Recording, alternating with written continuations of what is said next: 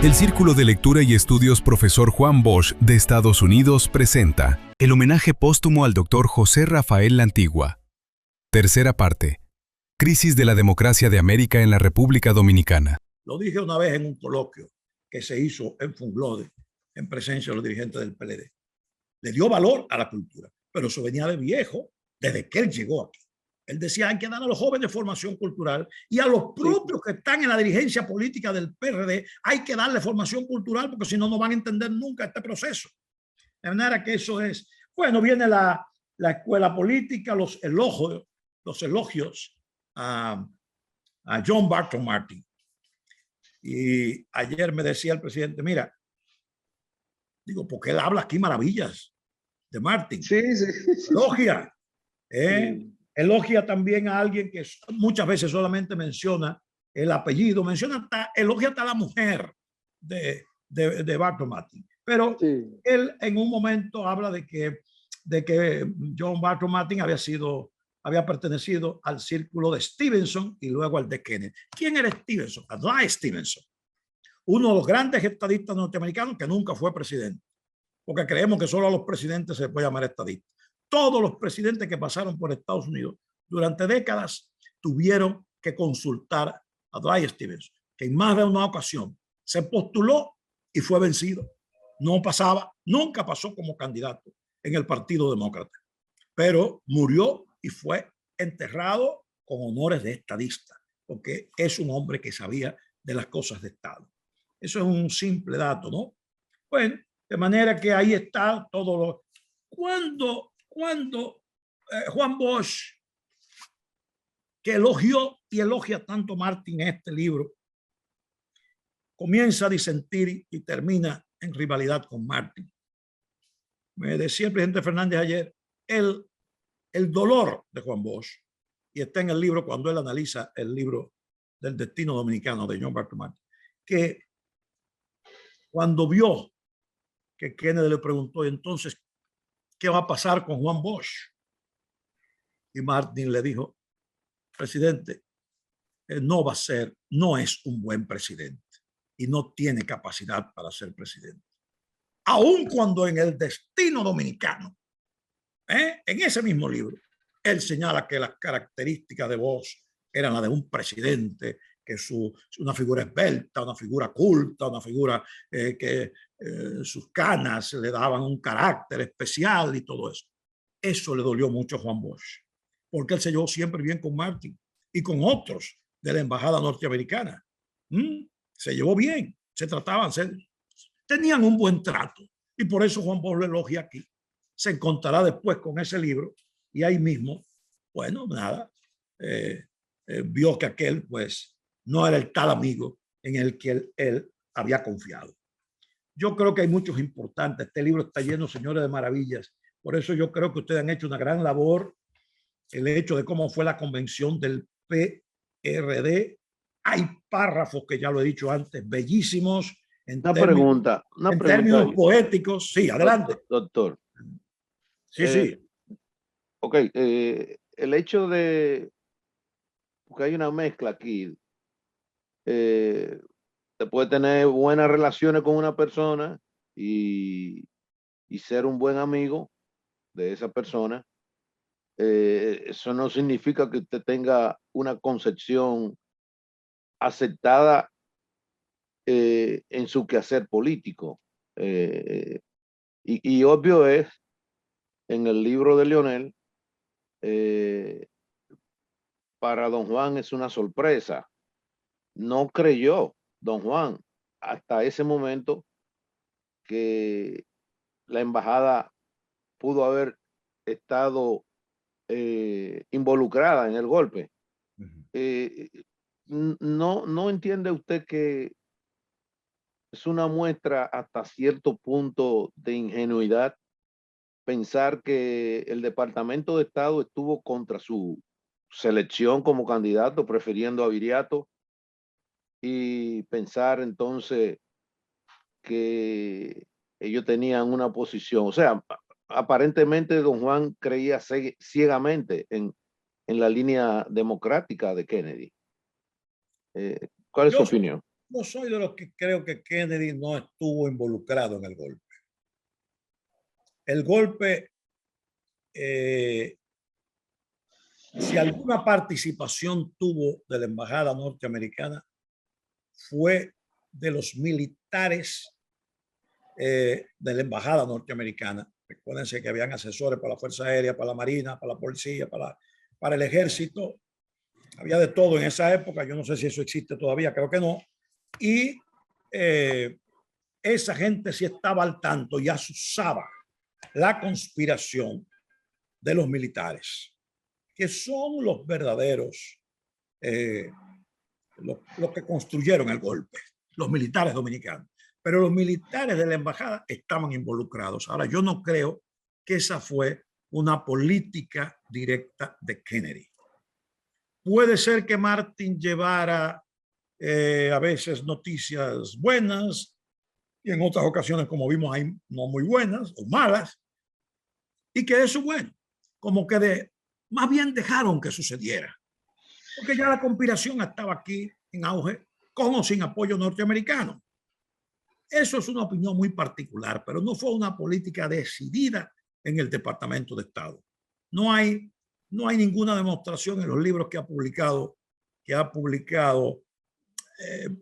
Bernardo, aunque tiene uno, Bernardo Vega, de cómo los americanos contribuyeron a la subida de Balaguer, pero eso es posterior. No hay ningún otro que señale que estuvieron militantemente, vamos a decirlo, de una manera como parte de una política en contra de Juan Bosch para que lo tumbara. Eso así es. Apreciación José, el mismo hecho de lo que tú estás señalando, el mismo hecho de que Kennedy nunca reconoció al triunvirato. Así es. Fue Johnson el que vino a reconocerlo. Claro, claro. Y Johnson es el que envía a los marines aquí. Y no se olviden. Sí, y es el que reconoce al triunvirato. Sí. Así es. Kennedy nunca reconoció el triunvirato. No lo reconoció. Recuérdense que habían contradicciones. Hay que leer las memorias y cosas de esta gente, de Ted Kennedy y demás. Hubo contradicciones siempre entre Johnson, que no iba a ser el candidato a vicepresidente, y Kennedy. Nunca se llevaron bien. Nunca se llevaron bien. Johnson y Kennedy. Yo soy de lo que he llegado a esa conclusión. No es una aseveración que yo hago definitiva, pero no creo. Mire, el capítulo 9, aquí hay alguien. Unos artículos de un historiador reclamando una medida que se publicaba en el periódico Unión Cívica. Ese historiador yo no pude constatar quién era. Está en el capítulo 10. Ese no sé. Aquí hay ya a esa altura se ve ya lo que no supimos a tiempo. El predominio cívico de la Junta Central Electoral era tan firme que si el PRD daba una batalla en el seno de la Junta, la perdía.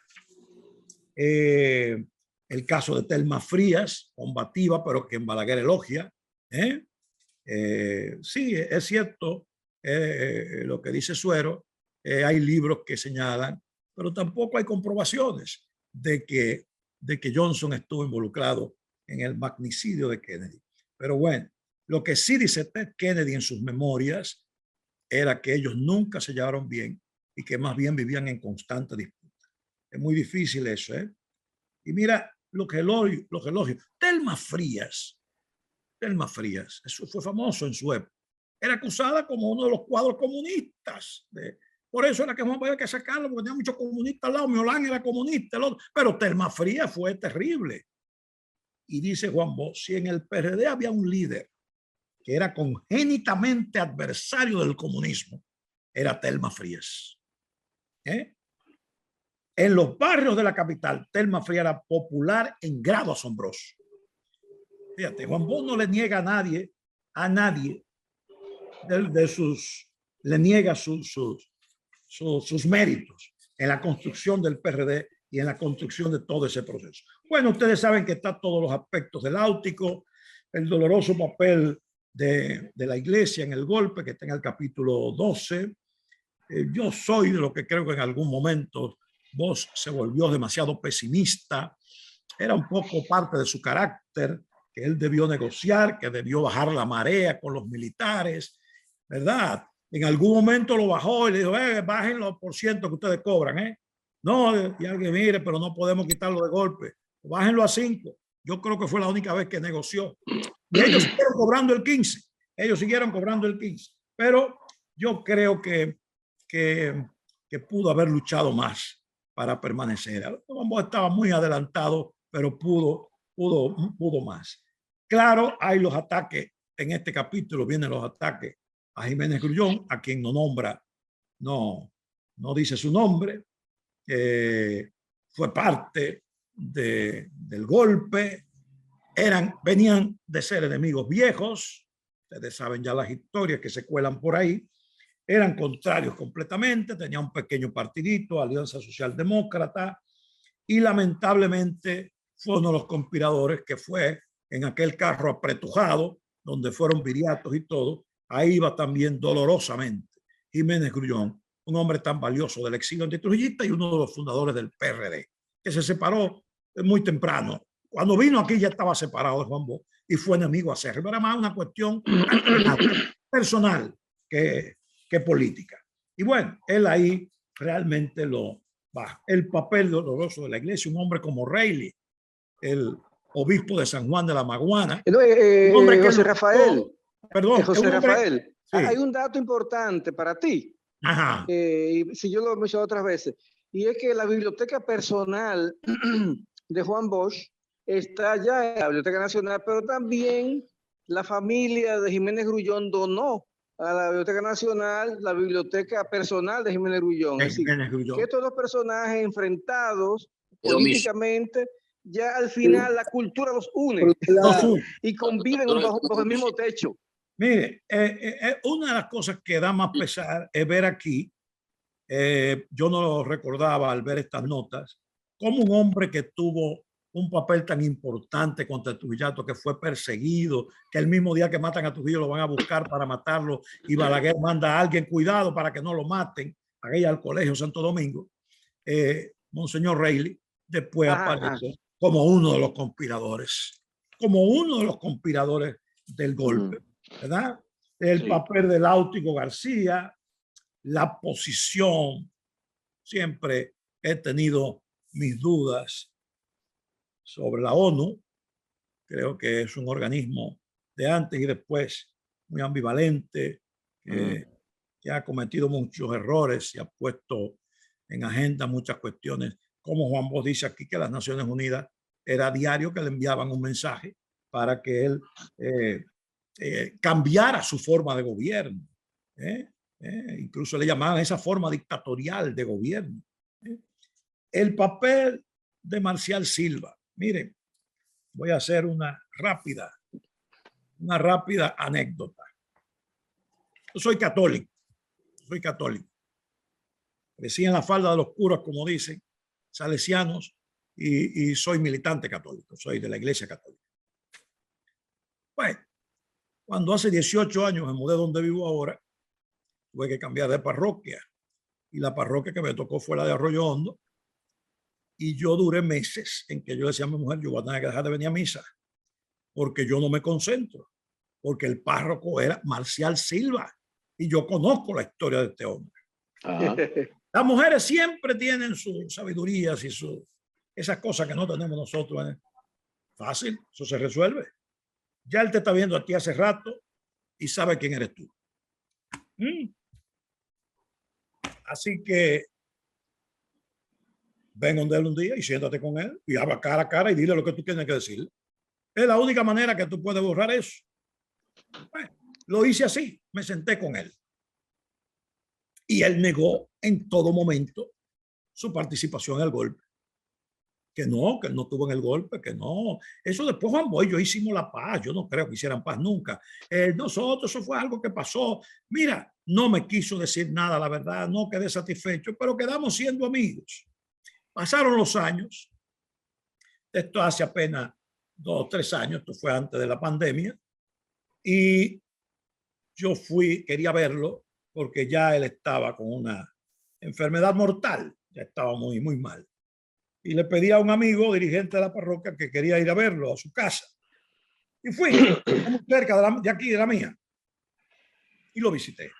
Ya tenía se puso su saco y todo, como andaba siempre, pero y se sentó, pero ya estaba muy consumido. Tengo las fotos de ese momento por ahí, porque yo tomar fotos. Y me rijo, tenía buena memoria todavía. Lo que tú me has preguntado, hablaba con dificultad. Lo que tú me preguntaste una vez, yo lo tengo aquí. Lo estoy escribiendo. Y entonces un ayudante que tenía ahí dijo, él escribe todos los días. Es una letra que no se podía entender. Yo no sé qué habrá hecho con esos apuntes. Y ahí yo digo, entonces usted acepta que usted tuvo en el golpe, padre. Dice, sí, yo contribuí. Pero la iglesia está llena de hipócritas que también participaron. Interesante. Y comenzó ahí a contarme, no mucho, porque se cansaba. Llegó un momento que ya no podía hablar. Pero ciertamente a él lo envían para Arroyo Hondo, que era un campo de la capital, ¿verdad? En 1963, al ocurrir el derrocamiento de Juan Bosch, y a él lo envían como para un campo, vete lejos de aquí. La iglesia lo envía y él ahí fundó un colegio, fundó una parroquia, fundó otra parroquia, hizo una labor y terminó siendo muy querido. Ahí está el colegio todavía. De manera que fíjense cómo son las cosas de la vida. Yo llegué a ser, por pura casualidad, amigo del padre Marcial, pero realmente él tuvo un rol. Dice Juan Bosch en este capítulo, las llamadas detrás de la declaración obispal como por arte de magia, comenzaron las llamadas demostraciones cristianas. No se llamaron así, se llamaron manifestaciones de reafirmación cristiana. Y la dirigía Marcial Silva. Y eran mítines que se hacían todas las semanas en un pueblo distinto para preparar el golpe, porque era contra Juan Bosch y su gobierno. Al medida que fueron realizando, fueron perdiendo público. Juan Bosch lo dice y eso es verdad. Y muchos católicos no estuvieron de acuerdo. Mi mamá era muy católica y decía que no estabas de acuerdo con que se pusiera Jesucristo de mojiganga con esa cosa contra Juan Bosch, eso está mal. Bueno, y mucha gente no estuvo de acuerdo con eso. Mira, el Bosch elogia al padre Fantino.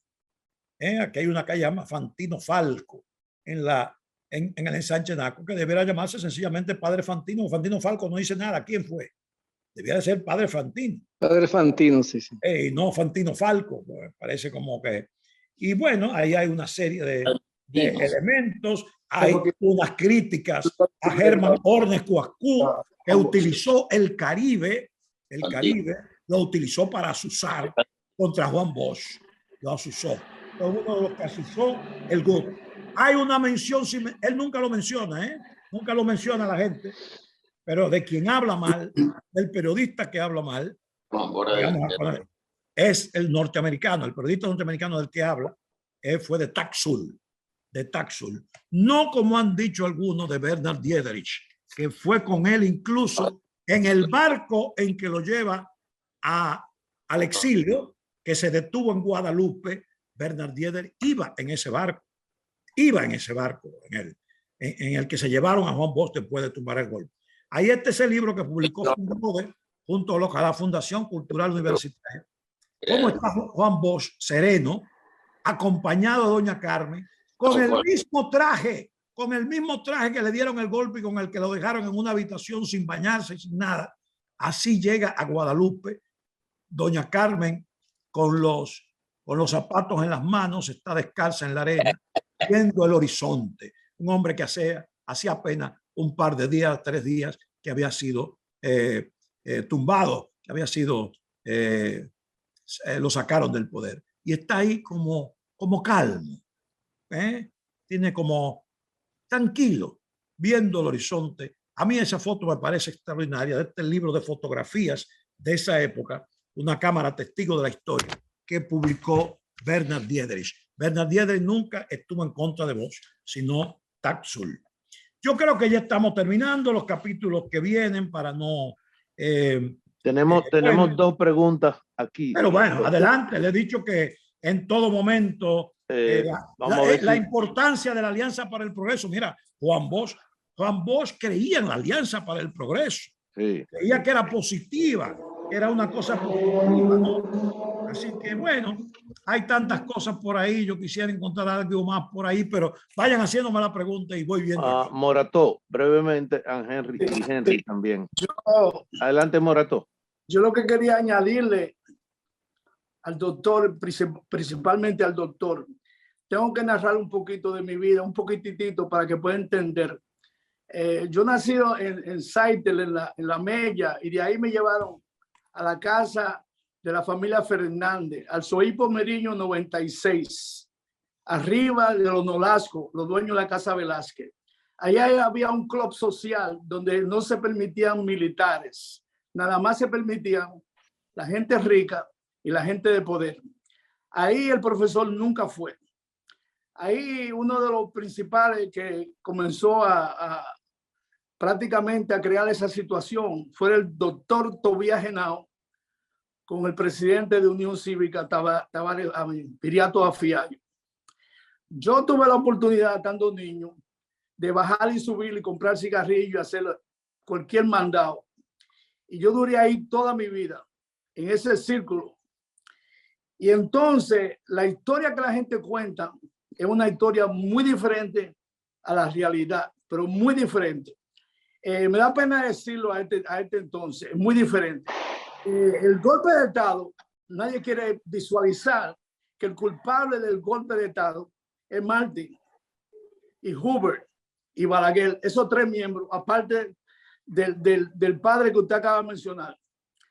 Aparte de eso, le quiero decir a usted que había un señor dominicano chino que su padre tenía un restaurante en la Duarte con Braulio Álvarez, apellido Sam, le decían Cholo, era el telegrafista oficial de la Marina de Guerra. Ese era sobrino de Carmen María Rastre de Camarena, la bruja o la que le daba, ¿cómo diríamos? Que ayudaba a todo este grupo de esta persona, incluyendo a Trujillo en todo ese entonces. Quiere decir que las cosas que se hablaban ahí, o las cosas que sucedieron, son cosas ciertas, porque es como si fuera un rompecabezas. El telegrafista trae una pieza, el otro trae otra pieza y todo concuerda. Son Martin, yo le dije en varias ocasiones que lo estaban buscando en Hollywood, lo estaban buscando en California para meterlo preso por 250 millones de dólares que faltaban en la Unión. Y eso, cuando el FBI lo tenía él como la persona más buscada, hicieron un trato. Y el primer trato que hicieron, de la noche a la mañana, él salió para allá, para Santo Domingo, embajador de Santo Domingo, porque sabían ya estaban cocinando su cosa por las relaciones íntimas de Balaguer y Hubert. Después con el tiempo podemos hablar cosas más íntimas, pero en verdad, la infancia mía está llena de autenticidad, de cosas que se vivió ahí en el momento, de toda la familia. Los Fernández, Claudio Fernández, ingeniero Claudio Fernández, los Enríquez, los Vitinos, los Piantini, toda esa gente metía ahí constantemente, los Lamas, los Corripios, toda esa gente discutiendo política, meneando fichas. Y toda esa gente estaban al tanto, porque toda esa gente se consultaba con la misma bruja, entre comillas. La mayoría de ellos iban ahí a la Mercedes, a la Altagracia, en la Mercedes con Hosto. Iban en grupo, personas en grupo, óyeme, toda esa gente. Imagínate Tobías Henao con el de Unión Cívica, ¿cómo se llama? Con Tavares todos juntos yendo a la misa de las 9, las 10. Trujillo, todo el mundo va a la misma misa a la misma hora. Yo fui monaguillo de esa iglesia por mucho tiempo. Entonces yo concuerdo. Pero hay muchas cosas que están sueltas, pero Martin es uno de los responsables absolutos del golpe de Estado. El golpe de Estado. Si ese fue un, como le dicen aquí, un undercover. Mire, hay un datico aquí, muy bien, Monato. Mira, hay un dato aquí que habla, esto es un aspecto anecdótico, ¿verdad? Sí, es importante descubrirlo porque una simple lectura, si no se conocen uno. Mira, dice aquí que el día que tomó posesión de la presidencia, Kennedy le envió un obsequio y se lo envió con Lyndon Johnson, que fue el que vino a la toma de posesión de él, y era una ambulancia, dice Juan Bosch, para el pueblo dominicano. Dice, eso lo pintaba de cuerpo entero, o sea, elogia a Kennedy. Pero fíjense la pobreza de un país, el regalo que le envía es una ambulancia. Pero posteriormente Kennedy le hizo otro regalo a Juan Bosch, posterior o antes.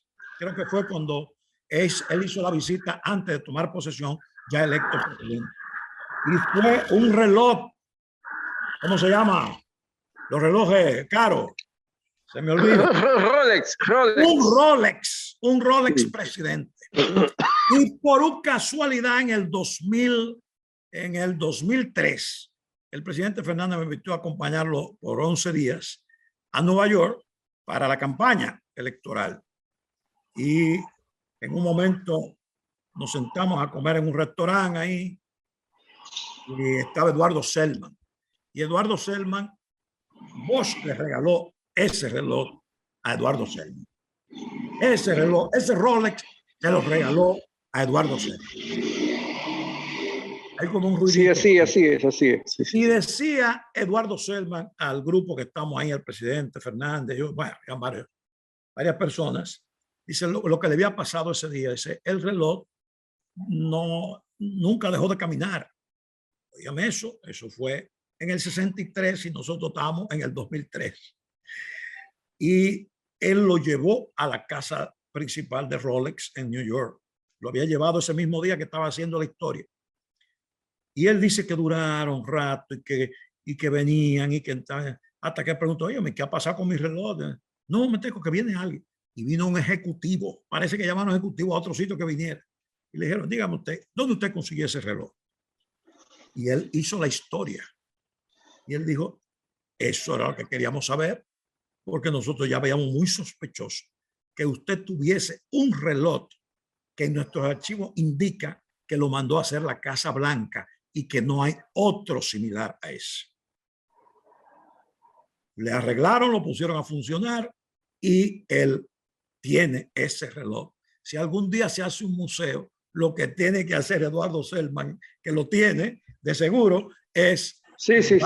Pero un sitio donde se cuiden, ¿verdad? Bueno, exacto. En el capítulo 16 se habla del CIDES, lo importante que fue ese organismo que dirigía Sacha Bollman y que fue uno de los motivos que ellos se aprovecharon. Recuerden que Sacha Bollman decían que era comunista y que eran de la CIA, decían tantas cosas de él. Después pasó a ser uno de los principales colaboradores de Peña Gómez. Hay una alusión a Bonillita, a Rafael Bonilla de Bari, su periódico Prensa Libre, que era fuego contra él. A mí hay una de las cosas que más me impresiona de este libro, aparte de los conflictos con Haití, cómo pasó, cuál fue realmente el problema, también eso fue una cuestión que le hicieron a él, pero también lo que intentó Duvalier desde antes de ser presidente de matar a Bosch y cómo Bosch se enteraba de todo eso. Pero lo que más me impresiona es que mucha gente dijo que Juan Bosch llegó sin plan, que inventaba y qué tal.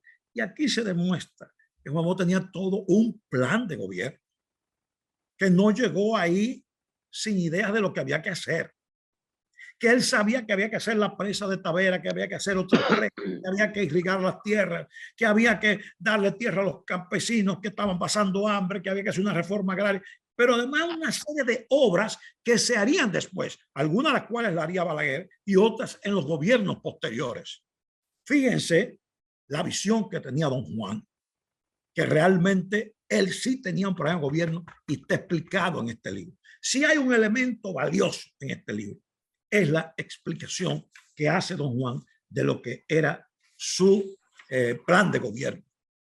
Y como él decía, en 7 meses no se podía. Él decía que en 2 años iba a recuperar el país, iba a haber más empleo, no iba a haber tanta pobreza y iba a poner freno a la corrupción, que indiscutiblemente fue, como él lo dice, el factor clave para él tumbarlo.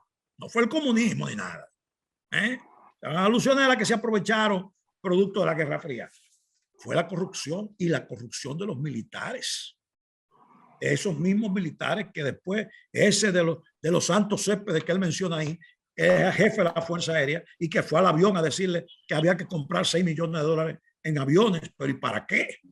En un país tan pobre, decía. Era que había ya unas comisiones ahí.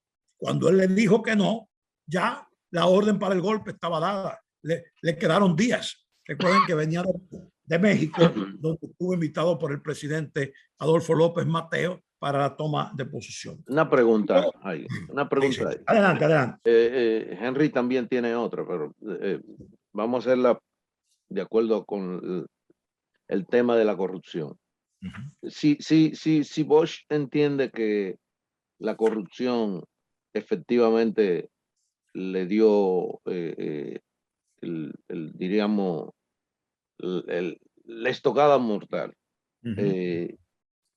¿por qué Bosch no denuncia? La corrupción proviene principalmente precisamente de los Estados Unidos, porque quien ofrece la comisión de los aviones o del exterior, porque fue me parece que era Inglaterra que le estaban comprando los aviones. ¿Por qué no lo pone de manifiesto en ese entonces? Es decir, en nuestros países, se quiera o no, quien promueve la corrupción en gran parte son quienes se benefician fuera del país. Y para alguna gente resulta chocante el hecho de que Bosch resaltara esa micro corrupción que había, y entonces la macro no se resaltaba. Mira, si tú te lees, Ramón, los discursos de Bosch en sus obras completas, te darás cuenta que varias veces se refirió al tema. Ahora, pongámonos en sus calzones. 1963, un país poco informado, un país, ya lo dije, pelonero, miseria absoluta, una clase política que no lo era tal porque no tenía formación política, porque durante los 31 años de la dictadura no se formó políticamente. Por eso Bosch estaba tan por encima de todos. Y ubicarnos en la época. No le resultaba a Juan Bosch, que de seguro trató de evitar el golpe, mencionar nombres. Ahora se meten generales presos y se acusan a generales activos, a coroneles, a rasos, a mayores, qué sé yo. Pero no pienso yo, no le resultaba tan fácil mencionar nombres, pero tenía sus batallas internas para impedir eso. Los llamaba capítulos, lo dice, llamé a los jefes militares. Al otro día estaba llamándolos nuevamente. Cuando los llamaba, quiere decir, los invitaba a su casa para decirle, mire, eso está mal, ustedes están tomando comisiones, así no es la cosa. Era una camarilla muy fuerte, que indiscutiblemente había sido, aunque sirvió el Trujillato, como él dice, algunos tuvieron que matar por obligación, algunos evadieron meterse en el asesinato y otros eran asesinos de profesión. Se convirtieron en asesinos de profesión. Bosch lo clasifica en su libro. Esos sujetos eran los mismos de la era de Trujillo que estaban ahí. El único que se fue Ranf y 2 o 3 generales de su entorno. Pero toda esa camarilla quedó ahí. Quedó ahí. Indiscutiblemente, él tenía que sentir miedo cada rato. Antes de ser candidato vivía en casas distintas, en distintas casas. Probablemente porque tenía inseguridad. Y lo mismo cuando llegó al gobierno, tenía que sentir alguna inseguridad con estas personas, con este sector militar. Yo creo que él denunció la corrupción en los discursos que están ahí, pero también no le resultaba fácil, Ramón. No, también.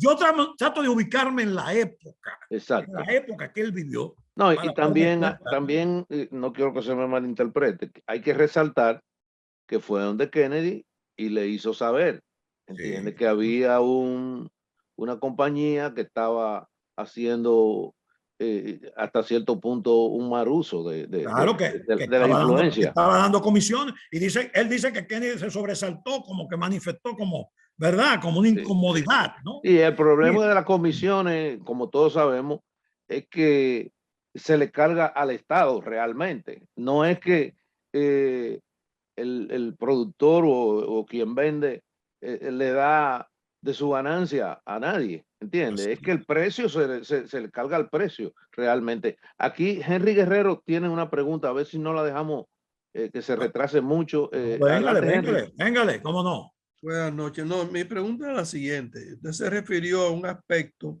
de que usted entendía y lo dijo de que no, que vos no había hecho lo suficiente, que pudo haber hecho más para no ser derrocado. Yo había expresado que habían dos hechos que entendía cuando me tocó exponer y después en una otra charla que vos no había actuado con la realidad que debió enfrentar para mantener el poder constitucional. Era cuando cerró el partido, va convertido en escuela, entonces el partido quedó fuera de acción y que no hizo ni un solo cambio militar, ni un solo cambio militar cuando tenía militares que le eran adeptos, aunque el principal militar ya lo habían asesinado en Palmasora, que es el general Rodríguez Reyes, pero sí tenía algunos militares y él no hizo ni un solo cambio. Cuando intentó destituir a Wessing y Wessing, los jerarcas militares se opusieron y vos dijo que renunciaría al otro día. Los militares, según relatan algunos historiadores, reaccionaron porque esa misma noche le dijeron que estaba en la madrugada detenido porque sabía que si vos hablaba públicamente, eso tendría un impacto que se iba a evitar el derrocamiento. ¿Qué usted nos puede decir de eso? Que vos no hiciera ni un solo cambio militar, eso, y que inhabilitara el partido, que ahí vino la contradicción con Ángel Miolán. Mira, yo creo que 7 meses es muy poco para cualquier gobierno que inicia, ¿verdad? Y un gobierno que estaba iniciando, diríamos, un proceso democrático que aquí no se conocía, ¿no? Un hombre que venía con ideas muy adelantadas para la época.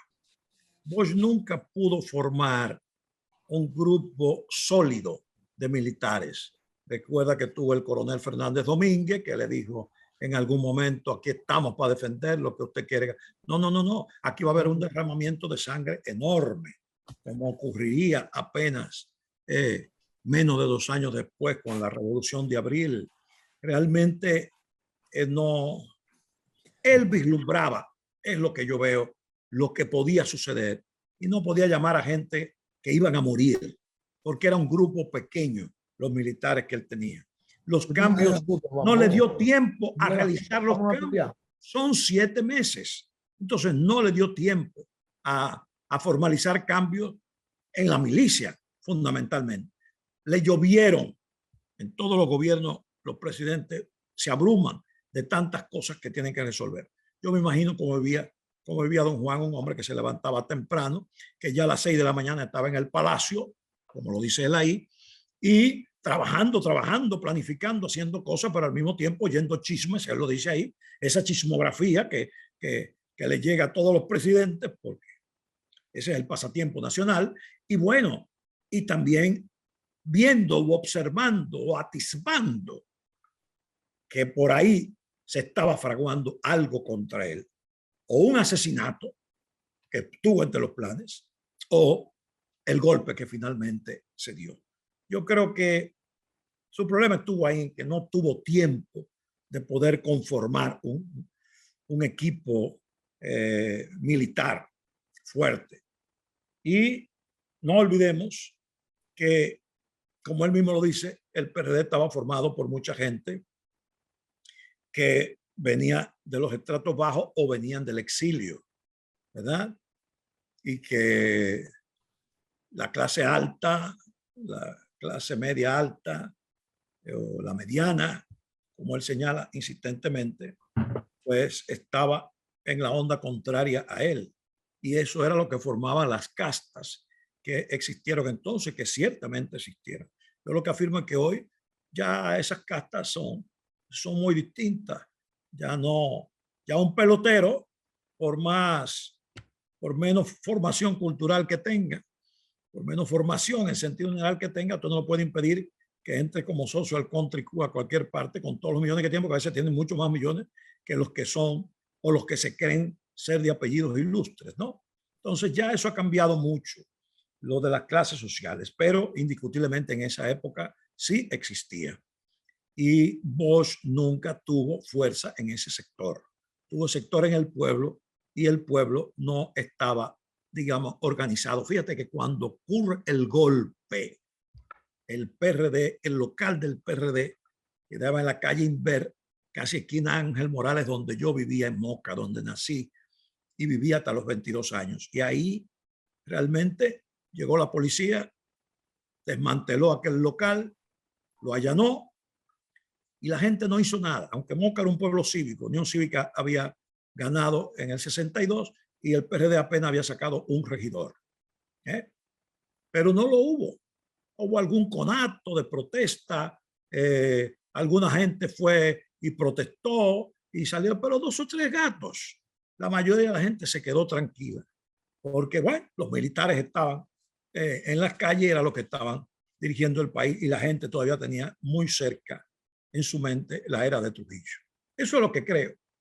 Mire, en uno de los capítulos finales creo que hay otra cosa que debo aclarar de don Juan, un desliz, porque don Juan dice que el hombre que pasa a dirigir el triunvirato fue el mismo que había firmado su certificación como ganador de las elecciones de 1962.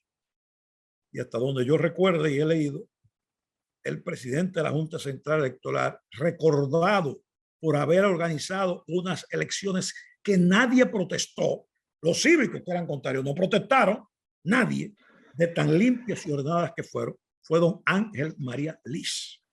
Esa fue la grandeza de don Ángel María Liz al organizar esas elecciones. Y no don Emilio de los Santos, que fue el presidente que escogieron para dirigir el triunvirato, que se da el golpe en septiembre y ya en diciembre, 3 meses después, don Emilio de los Santos renunció porque mataron a Manolo, que era su ahijado. Cuando él supo que Manolo subió a las lomas, le pidió a los militares que cuidado si mataban a ese muchacho. Y por supuesto, los militares no respetaron nunca a Bosch y no respetaban a nadie. Y fusilaron a Manolo. Y él renunció. Yo lo llegué a conocer cuando vine aquí, porque viví en el sector El Cacique y él vivía en la calle de atrás.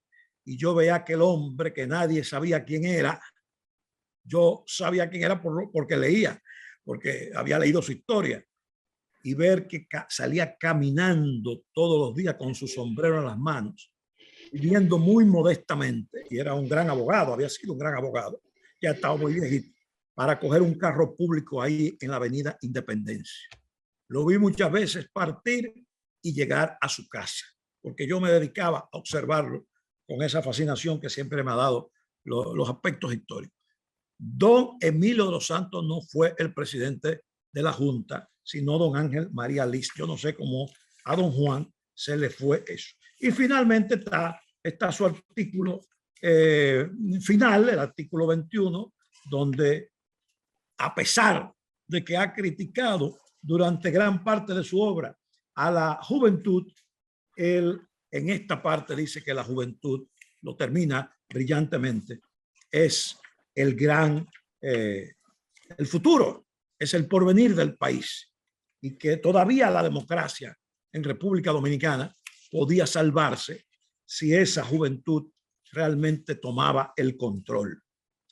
Lamentablemente, 2 años después, menos 2 años después, viene la revolución de 1965. Y todos, hasta los que éramos muchachitos cuando eso, admirábamos lo que estaba pasando en Ciudad Nueva y todo. Pero hoy debemos admitir la verdad. La revolución, una revolución intramuros, como yo digo. La revolución se quedó en 2 o 3 cuadras. En Moca, donde yo vivía, muchachos, sigamos jugando pelota en la calle o en el play de los padres, de los curas, o iba hacíamos representaciones teatrales como si no estuviera pasando nada y gozábamos un mundo cuando llegaban los helicópteros de Estados Unidos con la comida para darle comida a la gente. Yo recuerdo que mamá tenía un tigre de esos que se metían a los rebuses a recoger la comida y le tenía encargado siempre que le trajera queso y mantequilla. Había aceite, había trigo, harina, qué sé yo. Había otras muchas cosas que yo daba. Pero entonces en unas latas que decían Alianza para el Progreso, venía un queso, el queso típico norteamericano. Entonces para nosotros una verdadera delicia, porque eso no existía entonces. Y mantequilla. Entonces el tipo le traía a mamá su mantequilla y su queso y él le pagaba lo que correspondiese. De manera que la revolución no existió más allá de la ciudad Intramuros.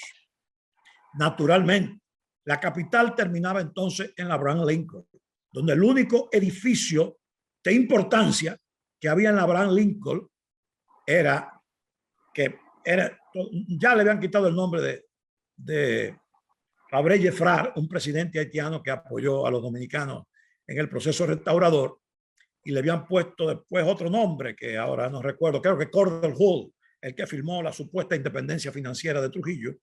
Pero ahí el único edificio que había era el Seminario Pontificio Santo Tomás de Aquino, que es hoy la sede de la Universidad Católica Madaesta. Sé que todo era monte y culebra. Yo no conocía la capital. La vine a conocer en el 65 porque por razones que desconozco, mi mamá cada vez que había un lío me sacaba de Moca. Entonces me mandaba de una tía que primero en las Charcas en Santiago, las elecciones del 62 yo la pasé ahí, siendo un muchachito, y luego me envió en la revolución a vivir a San Juan de la Maguana, a pasarme un par de meses ahí hasta que pasara las cosas. Yo no sé porque en Moca no hubo nunca nada, pero siempre había el temor de que iba a llegar la revolución para allá, pero no ocurrió nada más allá de la ciudad Intramuros. Claro, por la intervención norteamericana, por los 42,000, aunque todavía hay alguna gente que dicen que no fueron 42,000, que fueron menos, pero por la cantidad que fuera y por los países, que yo en mi último libro recalco eso, un trabajo, un texto de eso, los países que apoyaron la intervención y que enviaron apoyo a la FIP, a la Fuerza Interamericana de Paz, que fue la pantalla que hizo Estados Unidos para no decir que fueron los marines, ¿verdad? Pero Estados Unidos se manejaba independientemente, pusieron un brasileño, Hugo Panasco Alvin, como director de las fuerzas interventoras. De manera que esa es la realidad. Hombre, quería buscar por aquí, doctor, pero bueno, no encuentro hay una uno de esos párrafos poéticos de vos. Yo creo que con eso, Ramón, hemos hecho un vistazo general, aclaramos algunas cosas de este magnífico libro de Juan Bosch, que me ha dado un placer inmenso por culpa tuya, volver a releerlo y ver mis notas de antaño. Sí. Muchísimas gracias. Mire, aquí hay varias cosas. En primer lugar, según la biografía de Emilio de los Santos, sí fue el presidente de la Junta Central. En el 63. Que proclamó el triunfo de Vox. Sí, según la biografía de él. Pues yo entendía que era Ángel María Liz. Bien. En el 66 no era Ángel María Liz, ya. Bueno, está bien. De todas maneras, eso se puede revisar. Fue designado por el triunvirato Ángel María Luis en noviembre del 63, después del golpe de Estado. Pero Emilio de los Santos lo dirigió. Santos, el que proclamó Vox. Eso está escrito en toda la bueno, perfecto. Ahora, debo decir que Emilio de los Santos fue, como otros más, recuerde que el triunvirato, eso se terminó siendo un triunvirato de dos, ¿verdad? Rick Cabral, que no era del triunvirato original, que lo mandaron a buscar fuera, y Cáceres Troncoso, nieto de Moncáceres, que se quedó ahí toda la vida. Pero el triunvirato pronto entró en contradicción y muchos se dieron cuenta del error que habían cometido. Muchos se arrepintieron del error que habían cometido porque comenzó la corrupción en el triunvirato a niveles como nunca antes, nunca después se vio. Claro. Félix Ferreira tiene la palabra. ¿Tiene alguna pregunta? Sí, buenas noches. Sí, Muchísimas gracias al expositor. Un análisis excelente de este libro, Crisis de la Democracia. Nos sentimos muy privilegiados de tenerlo con nosotros. Lo que yo quería hablar es, hacer una pregunta rápida, es que en este libro el profesor Juan Bosch cita diferentes causas, podemos decir, del golpe de Estado. Y me voy a referir a una de las causas que él pone en el capítulo 17, los conflictos con Haití. En la página 217, él habla que en un momento se enteró que un general haitiano, general León Cantave. Candave, Cantave. había invadido Haití. Y que ese general le había ido a pedir ayuda a Juan Bosch y Juan Bosch se le había negado para invadir a Haití. Ahí mismo él se pregunta, ¿de dónde salió la expedición de Cantave? ¿Quién la armó? ¿Quién la respaldó? Eso era un misterio que debía aclararse. Más adelante, en la última página de este capítulo, la página 218, él dice que él sospechó que esa invasión tenía un apoyo de Estados Unidos y que le pidió al ministro de Relaciones Exteriores y a la Fuerza Armada que se reunieran con él y le pidió que se comunicaran con la OEA para que investigara esta invasión. Entonces Juan Bosch se pregunta ahí mismo que ese pedido que le hizo a la OEA y que si la OEA investigaba, se iba a dar cuenta que esto fue con el apoyo de Estados Unidos y que Estados Unidos iba a quedar en una situación bien difícil porque estaba apoyando una invasión de un país soberano a otro país soberano. Y él se pregunta, ¿tuvo esa decisión alguna parte en el golpe de Estado? Y se responde el mismo, a menudo pienso que sí. Él quedó ahí de que eso debió de investigarse, que era un misterio. El día pasado yo leí un artículo que dice que supuestamente lo escribió Juan Bosch en Vanguardia del Pueblo, donde él ya dice que tuvo prueba de que ese apoyo a Cantave fue de Estados Unidos y que entonces ahí él dice que esa fue la causa principal del golpe. Entonces mi pregunta es, sabemos que hay varias causas. Me gustaría que usted hiciera un pequeño resumen de cuáles fueron las causas o si hay una causa principal y si que esta que dice Juan Bosch, porque al final Juan Bosch llegó a la conclusión de que esta fue la causa del golpe, pero ya habíamos hablado que estaba la corrupción y otros temas más. ¿Cuál es su opinión con relación a este tema? Mire, existen varias causas, pero es cierto lo que te dice que él dijo, bueno, esta fue la causa principal. Pero más adelante usted verá que él señala que la causa definitiva fue el detener la corrupción de los militares. Él dice, cuando yo me negué en el avión donde volaba de México para acá, a De los Santos Céspedes, aunque él no menciona su nombre, al jefe de la Fuerza Aérea, y me negué a que se compraran, ahí yo firmé el golpe de Estado. Y en efecto, el golpe de Estado se dio 2 o 3 días después, ¿verdad? Fue en septiembre ese día. De manera que él dice, ahí ya estuvo todo. La corrupción de los militares, la constante conspiración de los civiles con los militares. Con los militares hubo conspiración permanente de los cívicos. Los cívicos perdieron la cabeza todos porque creían que el gobierno les pertenecía a ellos una vez muerto Trujillo. Y tuvieron un gobierno, como dice Juan Bosch, que fue el Consejo de Estado. Pero en las elecciones la pierden y la pierden abrumadoramente de este desconocido que apenas tenía poco más de un año que había llegado al país, un par de años que llegó en octubre del 61, específicamente el 20 de octubre del 61, no 2 años, en diciembre del año siguiente, poco más de un año, el hombre gana las elecciones, un hombre desconocido para el país. Y dejó a los otros colgados, ¿no? Viriato y toda su claque. Yo creo que la participación de los cívicos, creo que la participación muy influyente, lamentablemente, del sector de la Iglesia Católica con Láutico, aunque después se arrepintiese, pero dejó la cizaña sembrada, con Marcial Silva y con otros curas y obispos. Él dice que hay una parte de la jerarquía que nunca se metió en eso, pero hubieron algunos obispos que también proclamaban en los púlpitos, y curas rasos, como yo llamo también en algunas parroquias del país, que hablaban horrores de Juan Bosch. La acusación de comunista, en la que utilizaron tanto, veníamos de 31 años donde Trujillo vivió acabando el comunismo, aprovechándose de esa situación para estar bien con los norteamericanos, a un nivel que fue declarado el campeón del anticomunismo en América, ¿no?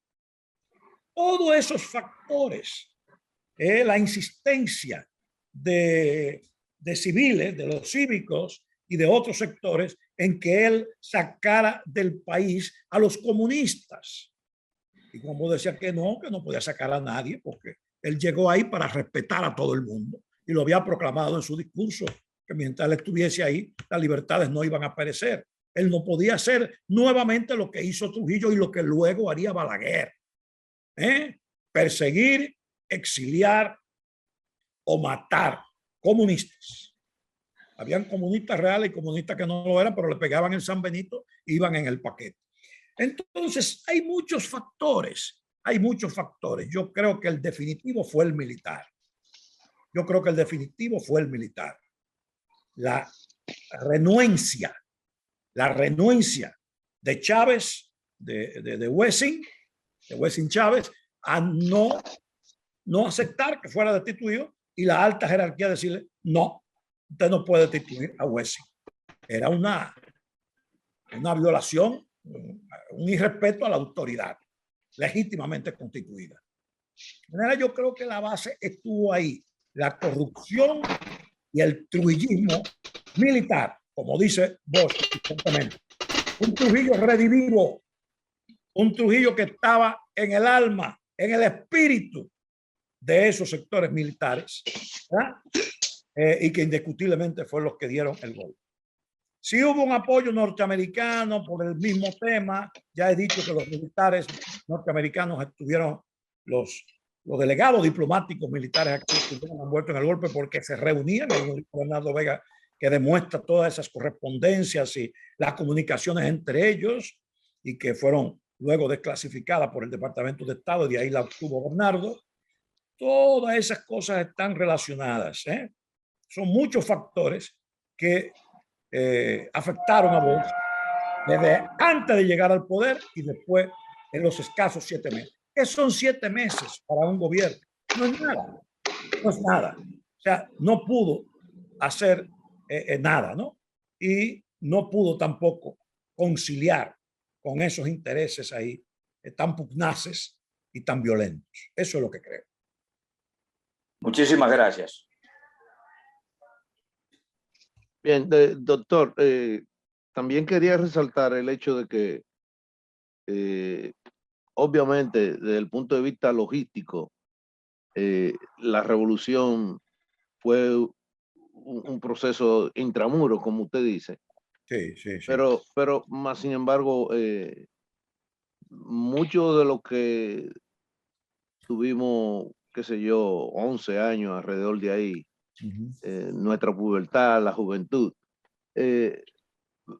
pudimos crear conciencia sobre aquel proceso, y que más que un proceso, diríamos, exitoso desde el punto de vista militar, en la conciencia del pueblo dominicano,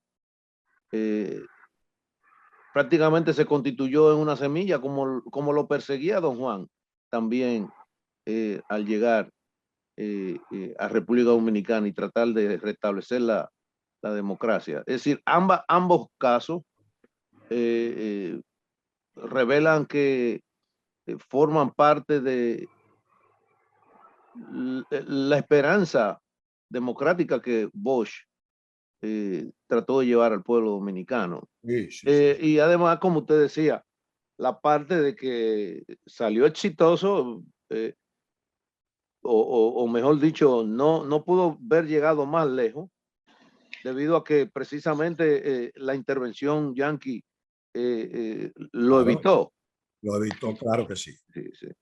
Sí, naturalmente, pero la realidad es que no pasó de ahí, lamentablemente, ¿verdad? Pero sí, es así. Fue la intervención que detuvo todo, ¿no? Y claro, ahí la Alianza para el Progreso, que vos, tanto en este libro, la Alianza para el Progreso sirvió al propósito trayendo comida a, a la hambrienta población que había en el país, porque había Así problemas de mismito. suministros y demás, Sí. y indiscutiblemente todo eso influyó y la gente celebraba más la comidita que traían los norteamericanos cada 2 o 3 semanas, qué sé yo, qué cada tiempo era, en los pueblos, que la misma revolución. Exacto. ¿Entiendes? Porque además llegaba distorsionada las cosas. Recuérdate que acabaron con todas las emisoras. Yo recuerdo que mi mamá esperaba hasta la hora en un pueblo a las 10, a las 11 de la noche, ya era muy tarde, todo el mundo estaba recogido,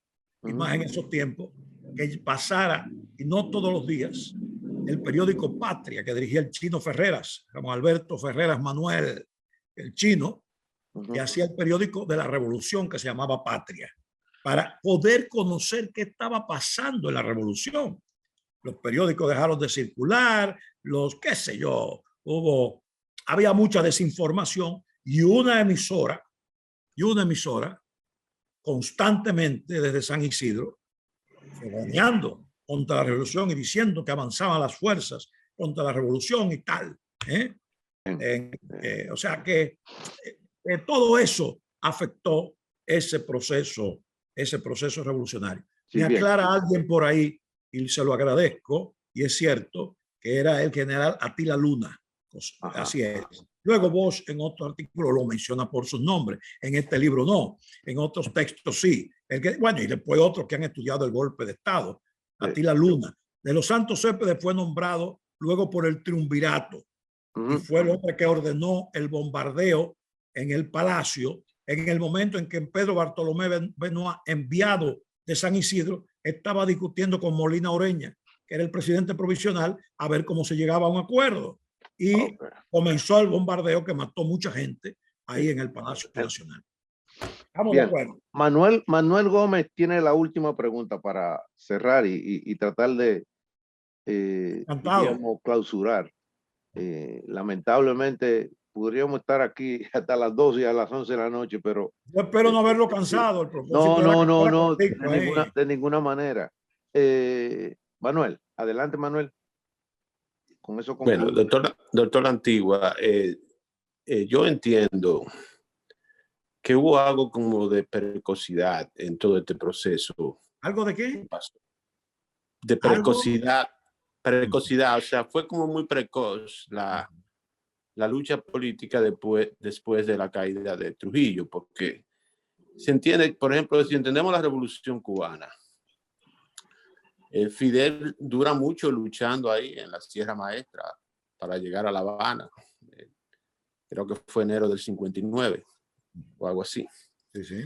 Pero la caída de Trujillo sorprende hasta el mismo profesor Bosch, cuando estaba siendo como, creo que era profesor de ciencia política en Costa Rica. Costa Rica, creo yo que es. Entonces, lo que uno ve en los videos, yo nací en el 67, no tengo ningún conocimiento de esa etapa de la historia, o sea, de manera viva, pero Trujillo fue llorado profundamente por una gran masa, o sea, ignorante se puede decir, hambrienta, lo que fuera, pero lo que se ve en los videos, mucha gente llorando. Entonces, no encuentra esa revolución, o sea, democrática, una base bien sólida, cuando la misma muerte de Trujillo fue una sorpresa hasta para los propios líderes, donde no fue una muerte que la encuentra Trujillo en medio de una revolución del pueblo, que lo tumbe, vamos a decir, por una acción violenta, Entonces, a veces me sorprende un poco que líderes como el profesor Bosch, quizá el político más sabio que yo he encontrado, o sea, sabio lo ligo a conocimiento, porque Bosch expresa su conocimiento. Yo he leído algunos libros de Balaguer, pero nadie más que Bosch para expresar la capacidad de expresar, vamos a decir, con sus escritos, su capacidad intelectual.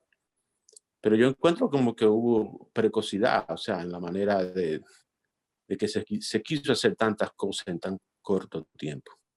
No sé si es que mi impresión está muy... Yo lo que soy, uno de mis títulos de profesión es una maestría en negocio y uno cuando va a emprender una empresa, uno siempre estudia cuáles son los factores internos de mi empresa que son positivos para mi empresa y cuáles son los factores internos que son negativos para mi empresa. Pero también usted tiene que estudiar los factores externos a su empresa, o sea, cuáles son los factores negativos y cuáles son los factores positivos que se encuentran en el ambiente externo a mi empresa, o sea, en el ambiente, vamos a decir, de negocio. Pero yo entiendo que un político tiene que ver también el manejo del Estado en ese mismo contexto, de que tú tienes que entrar el ambiente político que tú tienes, el ambiente económico y la geopolítica que se da alrededor del evento que tú quieres manejar. Entonces, realmente a veces encuentro que todos esos eventos se dan de una manera precoz, o sea, no hay punto para madurar, incluso para que el país asimile la muerte de Trujillo y que se dé un proceso democrático un poco quizá más lento, pero más estable. Mire, no sé si yo lo entiendo. No podemos hacer comparación entre la Revolución Cubana y la era de Trujillo. Son dos procesos diferentes, ¿no? La Revolución Cubana hay que verla desde los distintos episodios previos a la llegada del Granma, a la incursión en la Sierra Maestra, todos los procesos que fue viviendo Cuba durante la dictadura de Batista, ¿no? Una dictadura fuerte, pero nunca tan fuerte, tan sanguinaria, tan cruel, tan represiva y tan cerrada como fue la de Trujillo. También hay que hacer una diferencia muy notable. Cuba era ya en los años 50 una de las 3 o 4 grandes ciudades de América Latina. A pesar que era la única caribeña y antillana en esa época, entre los 40 y los 50, Cuba, o sea, La Habana específicamente, Buenos Aires y Ciudad de México eran el centro del espectáculo, eran el centro de las grandes cosas, ¿verdad? Que se podían, diríamos, elogiar o recibir con alegría, con beneplácito, porque eran la cuna de la cultura y de la civilización en Latinoamérica. Eran los países más adelantados del área. Y específicamente la capital cubana era una ciudad próspera y era de verdad, era muy diferente. Aquí la era de Trujillo era un país pobre. Todavía Santo Domingo en el 61, Trujillo era una ciudad pobrísima, llena de casuchas, de barrios muy pobres y sobre todo el resto del país estaba todavía mucho peor. Cualquier cosa que digan no es cierto, esa es la realidad. Entonces, en ese aspecto social y económico, socioeconómico, no pueden compararse los dos. La Revolución Cubana, además, es un proceso que lleva distintos capítulos, distintas etapas. Aquí ocurrieron 2 invasiones y varios complots para asesinar a Trujillo. Una invasión que no prosperó, que fue la de Cayo Confite en el 47, bueno, viene la de Luperón en el 49, que fue un fracaso rotundo, y luego viene la de los muchachos del 14 de junio en 1959, que indiscutiblemente afectaba a muchos apellidos importantes de aquí. Había mucha gente de alcurnia, de la casta de primera, cuyos hijos se enrolaron en esa invasión. Fíjate que el término invasión no se usa porque fue el término que utilizó Trujillo. Sin embargo, Juan Bosch lo utiliza repetidamente en este libro, la invasión del 14 de junio. Se debería decir, y se dice hoy, la expedición guerrillera, ¿verdad? Porque es como más correcto decir que fue una invasión. Una invasión es como cuando los norteamericanos llegaron aquí en el 65. Bueno, pero lo importante es saber que realmente son dos cosas distintas. No hubo, diríamos, tal vez eso que usted llama precocidad, se podría aplicar al hecho de que en un país sin formación, sin una población bien formada, no podía entender lo que era la democracia. Cuando aquí comenzó Juan Bosch a hablar de lo que era democracia, cómo se manejaba una democracia, y sus alocuciones diarias comenzaron a ser escuchadas por miles de dominicanos para ver lo que decía Juan Bosch, Unión Cívica trataba de que no lo escuchase, porque bueno, el que lo escuchaba quedaba convencido, porque le daba una explicación nueva, novísima a la población, lo que era una democracia, cómo había que construir una casa, cómo había que manejarse una democracia. Eso era totalmente algo que no entendían los dominicanos, que habían vivido 30 años de dictadura y que no conocían otra cosa que no fuera la represión trujillista y las acciones del jefe y del líder máximo, como era Trujillo. Entonces, Bosch viene en plan didáctico. Yo tengo que enseñarle a esta gente. Fíjate que en este libro él dice, al fin y al cabo, todo lo que usted dice, si lee este libro completo, se dará cuenta que Juan Bosch explicó ahí qué era lo que había que hacer. Lo explica. Esa fue su labor didáctica. Llega a la presidencia de la República porque la mayoría entendió que era mejor lo que decía Juan Bosch que lo que decía Viriato Fiallo. Y no hay dudas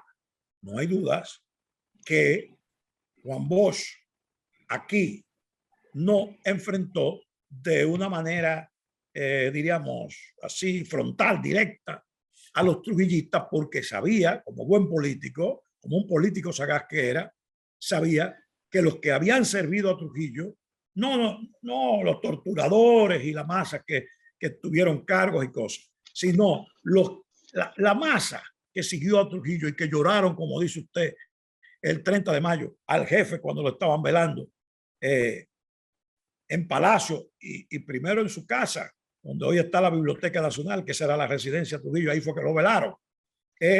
Esa masa entendió mejor a Bosch que a Viriato, porque le hablaba de forma didáctica y al otro no lo entendía. Le llegó más a esa masa hambreada y ganó limpiamente con el 62, creo, 62, 60 y pico % esas elecciones. Lo que quiere decir que en poco tiempo entendieron a Bosch.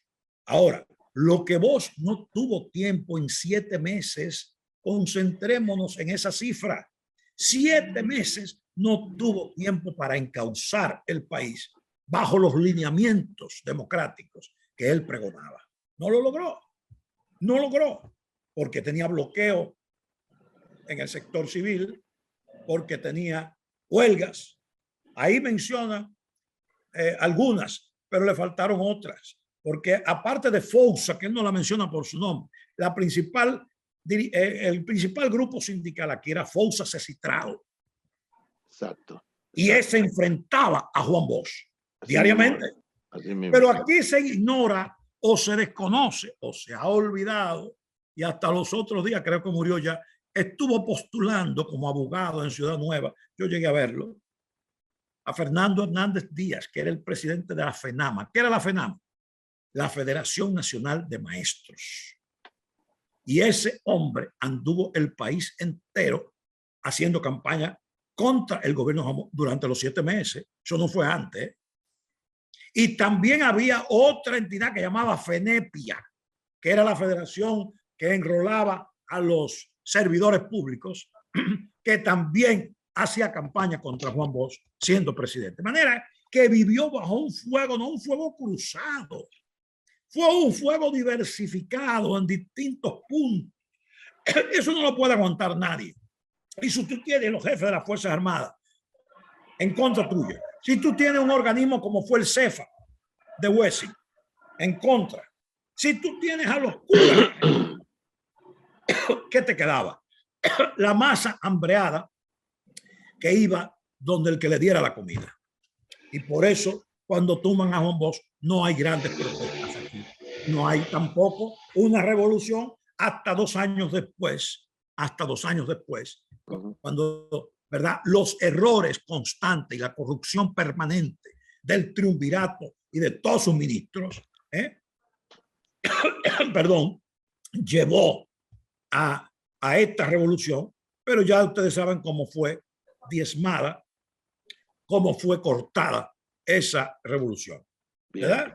Ahí llegaron los marines y además se apertrecharon aquellos que ya estaban perdiendo el juego, los de San Isidro, pero vinieron los salvadores de Norteamérica en el Boxer, en el que llegaron también muchos periodistas norteamericanos para desinformar, enviando cables al mundo, desinformando, y todo eso dañó la revolución. Pero bueno, ese es otro tema. El asunto es que Bosch no pudo llegar ni a acuerdos con ninguna de esas partes. Él dice ahí, mira, fulano vino y me convencía, me viene a estar, me convencía, y mira, que yo no soy fácil, con mis ideas yo no soy fácil, yo no cedo fácil, pero cedí en varias ocasiones. Él lo dice ahí con esas mismas palabras, en una parte de este libro. De manera que no fue un acto, diríamos, no, ¿qué te digo yo? Como que se adelantó a los tiempos, como dicen algunos. Sí, yo creo que las ideas de Bosch estaban por encima de la mayoría de los pensadores dominicanos, y no digo de la masa poblacional que no tenía formación, pero en verdad no podía tener tiempo con tantos fuegos, para poder hacer la obra que quiso hacer y que él demuestra que tenía bien claro lo que había que hacer en el gobierno. El país perdió una gran oportunidad. Nuestro país fue afectado. Luego ha habido un desarrollo enorme y somos quizá uno de los países, con todas las quejas que tenemos a diario, mejor situados en América Latina, ahora mismo y desde hace rato.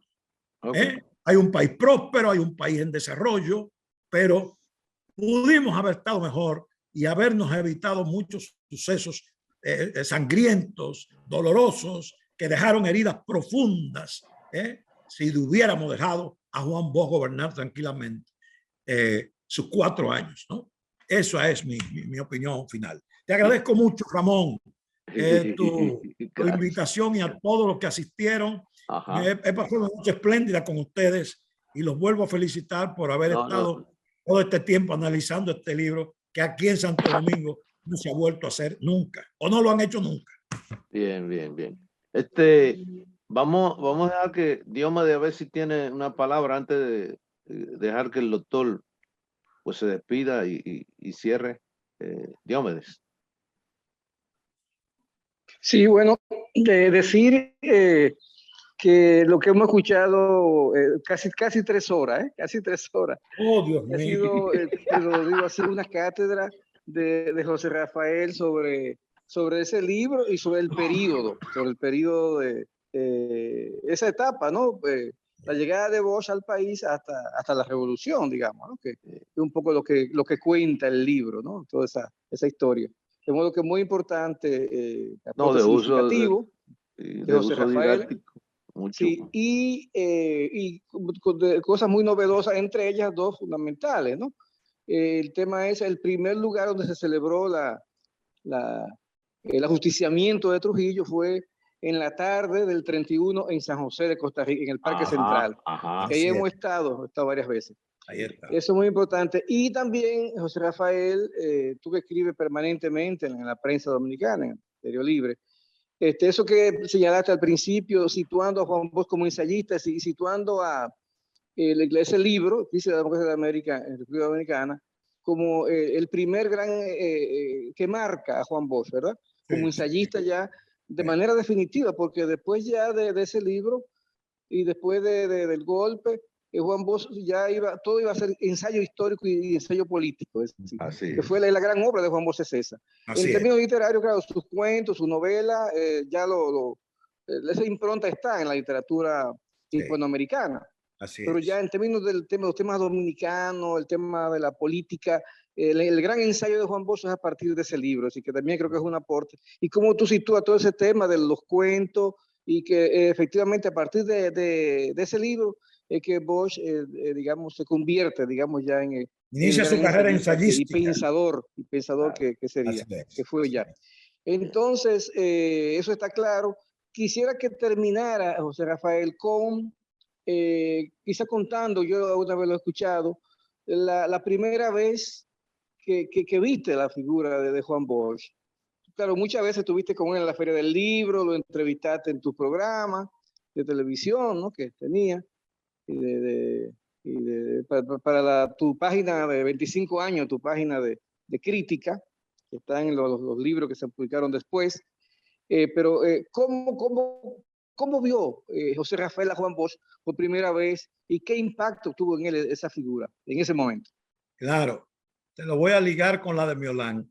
Mira, no hay duda de que, como dice Bosch, la mayoría la tenía Unión Cívica y luego el 14 de junio. Sin embargo, Juan Bosch y el PRD sobrepasaron a estos dos grupos políticos. Y yo recuerdo que era, ¿verdad?, un niño, pero iba siempre carreteando a esas figuras de esa época, ¿no?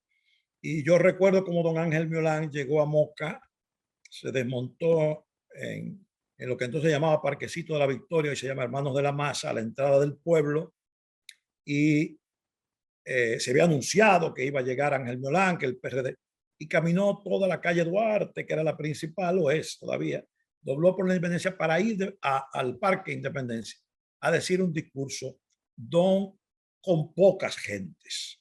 Mientras que Unión Cívica hacía grandes manifestaciones, la del PRD fue con muy pocas personas. Yo estuve cerca ahí como muchachito, cayó después un chubasco, recuerdo como ahora, y que una señora me pasó una sombrilla para que se la pasara a alguien y para que la pusieran y protegieran a don Ángel Miolán. No, a Bosch no me recuerdo, o sea, no lo vimos en esa etapa, pero tuvo que haber ido a Moca porque en el 66 que no hizo campaña pública abierta, pero sí en el 63 tuvo que haber ido a Moca, aunque él tenía datos de que Moca era uno de los pueblos cívicos, ¿no?, más fuertes. Yo conozco a Juan Bosch después, a través del amigo Winston Arnaud y de Atoy de Camps. Y eso fue realmente, diríamos, inmediatamente después de la revolución, cuando estaba el proceso eleccionario, porque yo era el presidente de la JRD con 16 años, presidente de la Juventud Revolucionaria Dominicana, en Moca, ¿verdad? Había ganado en unas elecciones a Tomás Hernández Alberto, que tú debes recordar, ¿no? Claro. Que creo que ahora está en el Bagrícola o algo así. Bueno, un gran amigo de infancia. Entonces, ahí conocí yo a Juan Bosch. Y después, entonces ya uno comenzó a ver a Juan Bosch como, ¿verdad?, como el líder y a tener conciencia, porque antes no tenía una conciencia de eso, ¿no? Y sí recuerdo que en 1970, para mí fue muy chocante eso. Se anunció que Juan Bosch regresaba al país. Fue cuando las garrapatas y el buey, la historia esa, que ya mencionamos. Y yo recuerdo que dije en mi casa a Winston Arnaud, que ya vivía en Santo Domingo y iba a Moca de vez en cuando, pero siempre iba a mi casa, fue parte de mi casa, toda su familia y demás. Y Winston, yo dije, óyeme, Juan, como le decíamos, se llama Juan Winston, Juan, vi que ya viene Juan Bosch. Yo, muchacho, al fin, contento, qué bueno. Para mí fue durísimo escucharle a él decir, gran cosa viene ese viejo a joder la vaina. Yo no pude entender eso. hasta mucho, mucho después, hasta años después, cuando yo comencé a leer la historia y a conocer la realidad. Claro, Juan Winston Arnaud, como Atoy no estaba en eso, como Rafa Gamundi y otros, estaban en la alianza con el MPD. Y eso era lo que vos no querías. Y eso era lo que ellos no querían. Vos lo sacó a todos, ¿eh? Vos lo sacó a todos. Sí. Winston se tuvo que ir al exilio a Nueva York, diríamos al exilio, porque él le dijo, vete de aquí, porque además te quieren matar y tal. Pero vos sacó de toda la garrapata, lo que él llamaba garrapata. Pero a mí me chocó mucho esa crítica a don Juan. Me sacó, diríamos, del esquema que yo tenía de aquel hombre que admiraba tanto, siendo un muchacho. Entonces, eso fue para mí muy doloroso. De ahí a llegar al 1973, 3 años después, a irse y fundar el PLD, realmente lo que quedaba era nada más el factor tiempo. Era cuestión de tiempo, porque al fin y al cabo, Peña Gómez y otros siguieron en esa corriente, bueno, y ya, como yo lo digo vulgarmente, solo entre amigos, nunca voy a escribir esa frase, lo voy a decir en público, lo digo aquí entre nosotros, Peña Gómez le comió los caramelos a Juan Bosch durante su ausencia. O sea, Juan Bosch dura casi 4 años fuera del país. Gracias a Dios dejó una obra maravillosa en esos años. Sí. Libros obras fundamentales. Totalmente. País, sí. Pero el gran pensador, pero cuando viene, ya Peña Gómez estaba, claro que le decía, yes, señor, en las reuniones de la comisión política, pero se iban a la oficina, Peña Gómez y su grupo, la oficina, que es ahí donde, que estaba ahí debajo, que era un negocito que tenía el esposo de Milagro Ortiz Bosch, Joaquín Basanta. Todavía ella vive allá arriba, si nunca se ha mudado allá arriba. Abajo estaba la oficina, que era como un bar, donde ahí iba Peña Gómez y un grupo, una vez pasada la reunión, a acabar con Juan Bosch. Esa es la verdad, monda y lironda. Monda y lironda. Así es. Alguien se atreve a veces a decir, sí, ha habido más de uno que lo ha escrito con responsabilidad, pero hay otros historiadores que no quieren tocar ese tema porque no les simpatizó Bosch después de muchos de la izquierda, y aunque no fueran de izquierda, fueran centristas, como tú le quieras llamar, comenzaron a odiar a Bosch con el mismo odio que recibió Bosch de los cívicos. Esa es la pura verdad. Es la pura verdad. Y eso dio origen al PLD 3 años después de aquella garrapata y de aquel buey. Está bien. Muchísimas gracias. Claro, como tú dices, lo conocí ahí, pero luego lo traté mucho, y recuerden que hay uno de mis libros de 1990 que yo lo entrevisté en la casa, contigo presente, y que fue una entrevista magnífica.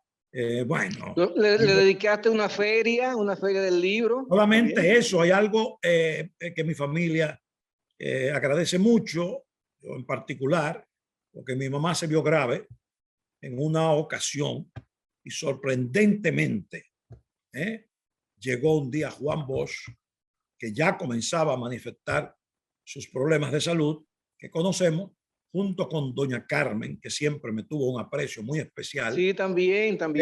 Y llegaron a la clínica y se sentaron ahí como 2 horas y hablaron mucho conmigo y con mis 2 hijos varones. Hablaron mucho y conversaron y hicieron preguntas, y aquello fue algo que agradecí, porque vamos a ver por qué tenía que ir don Juan a ver a mi mamá, que yo no tenía ninguna importancia, bueno, pero me conocían como escritor en cierne, y eso es algo que realmente yo agradecí en el alma, y para mí don Juan fue un estandarte, además fue un estandarte de dignidad, fue un estandarte de coherencia.